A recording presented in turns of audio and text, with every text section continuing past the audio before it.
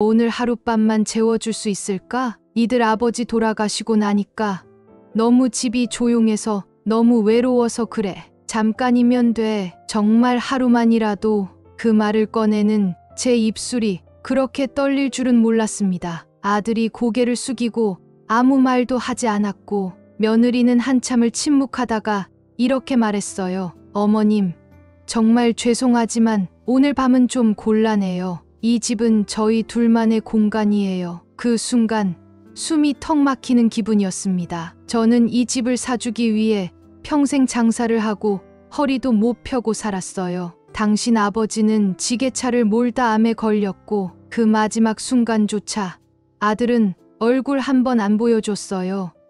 근데 이 집에서 하룻밤 자는 게 그렇게 어려운 일이었을까요? 바로 지금 그때 그 사연을 들어보겠습니다. 잠깐 1초만 투자해서 좋아요, 구독 눌러주세요. 새벽 4시 알람이 울리기도 전에 눈을 뜨는 것이 김순덕 할머니의 일상이었습니다.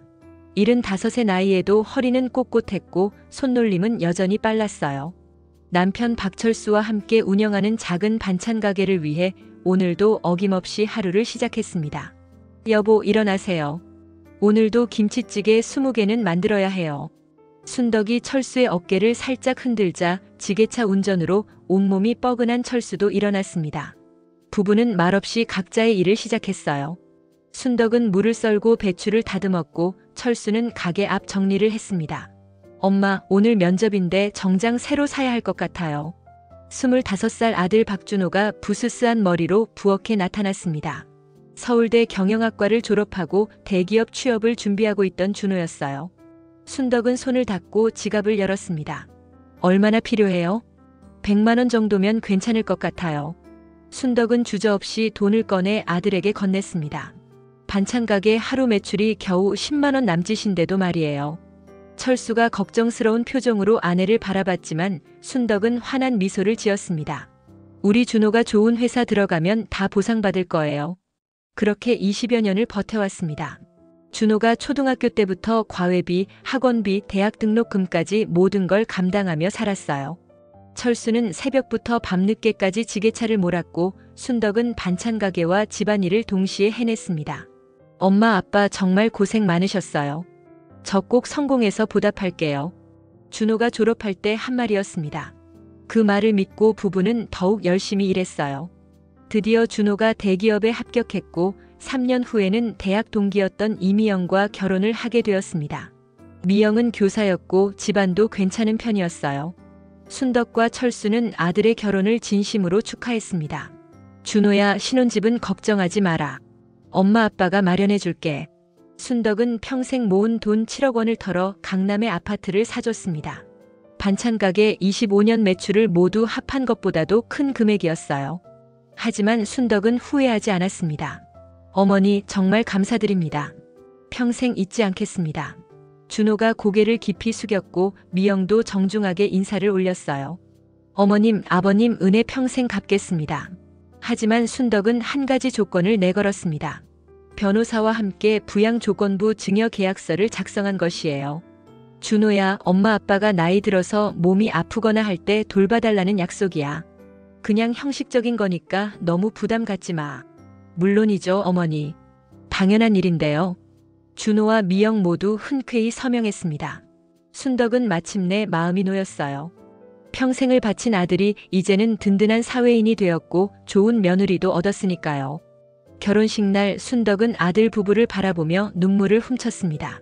새벽부터 밤까지 일한 보람이 이런 순간에 있구나 싶었어요. 철수도 마찬가지였습니다.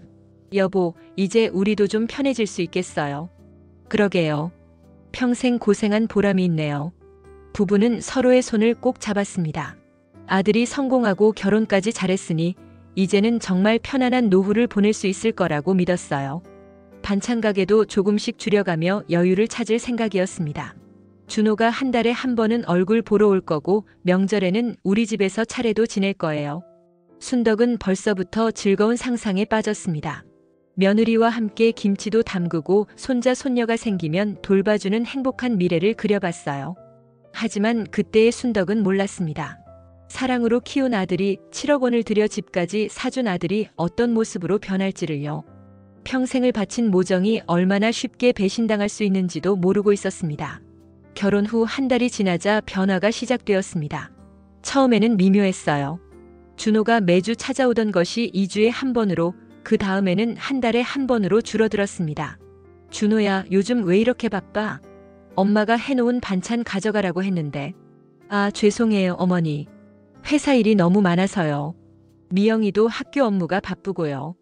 전화로라도 자주 통화하던 것이 점점 뜸해졌습니다. 순덕이 먼저 전화를 걸어야만 아들의 목소리를 들을 수 있었어요. 미영아, 김치 떨어져 간다고 하지 않았니? 엄마가 새로 담갔는데.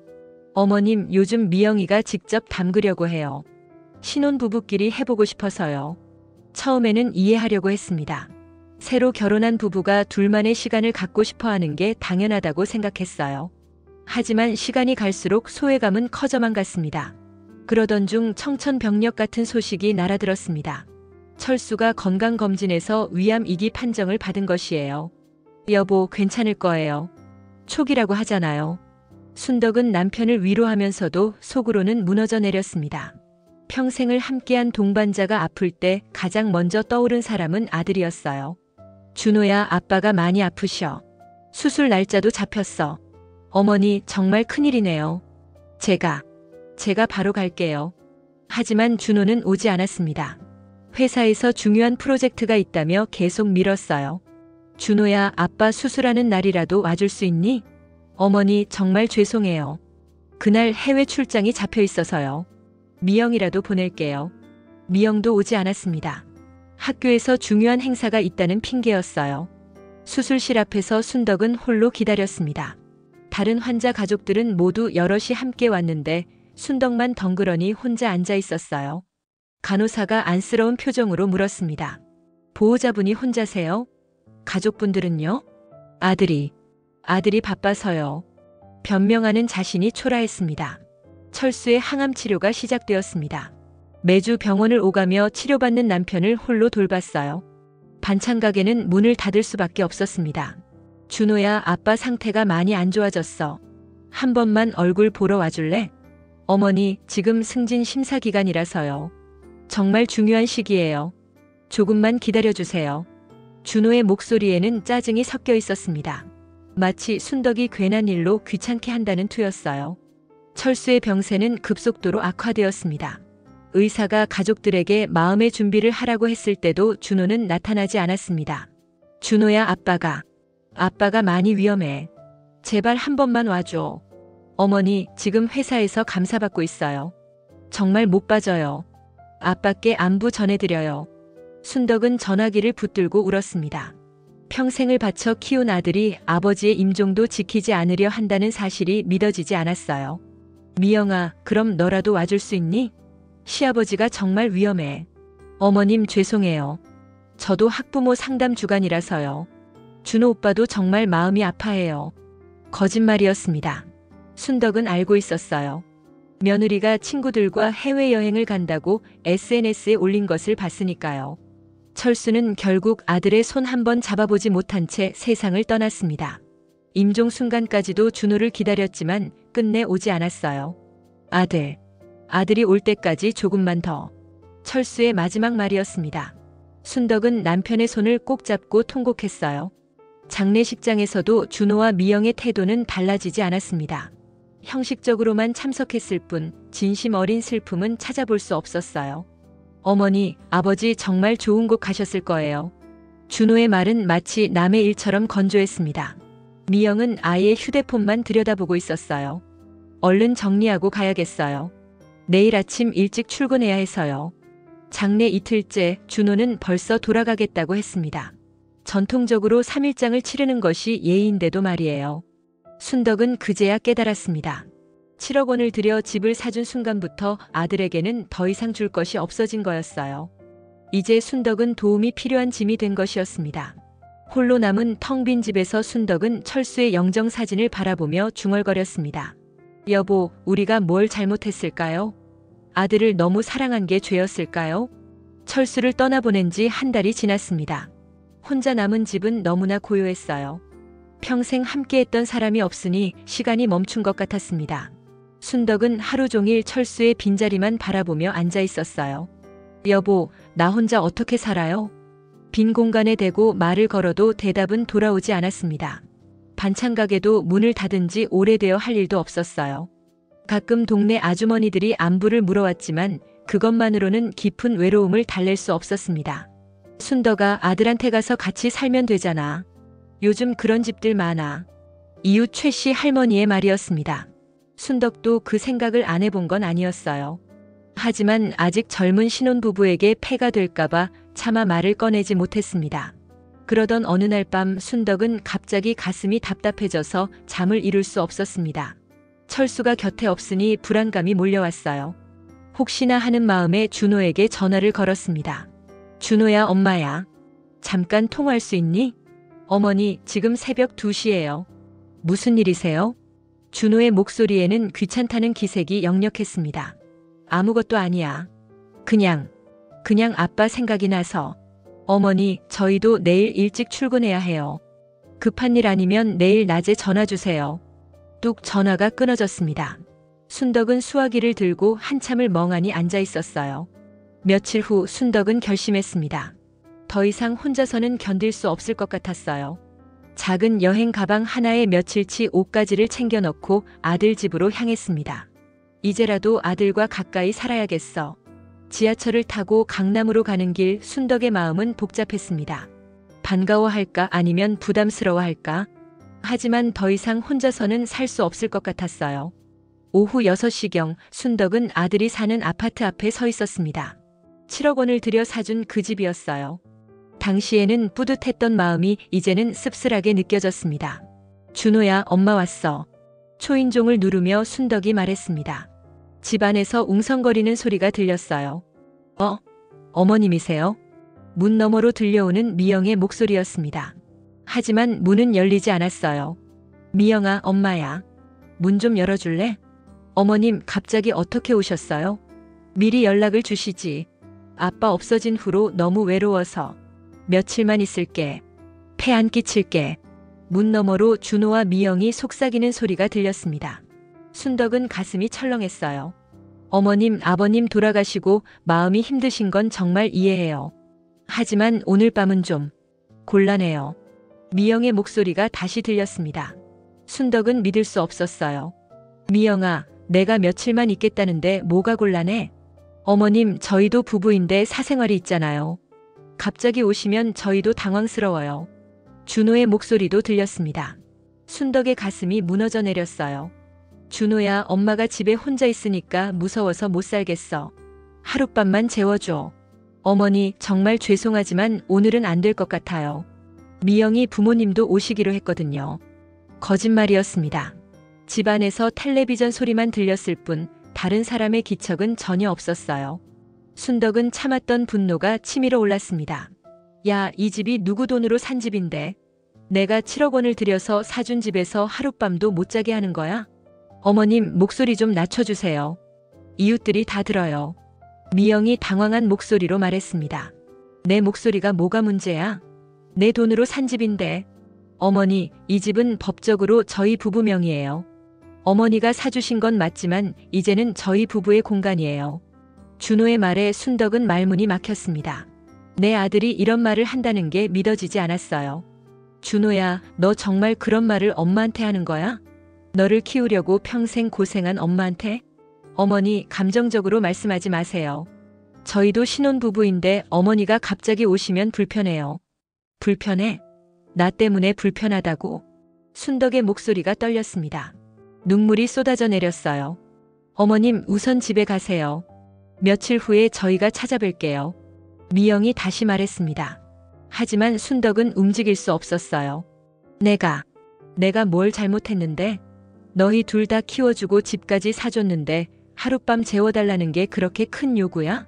집안이 조용해졌습니다. 더 이상 대답하는 사람이 없었어요. 순덕은 한참을 서 있다가 힘없이 고개를 떨어뜨렸습니다. 그래, 알았어. 엄마가 이제 필요 없는 사람이구나. 순덕은 가방을 들고 계단을 내려갔습니다. 뒤돌아보니 집 안에서 불빛이 새어나오고 있었어요. 분명 아들과 며느리는 안에 있으면서도 문을 열어주지 않은 것이었습니다.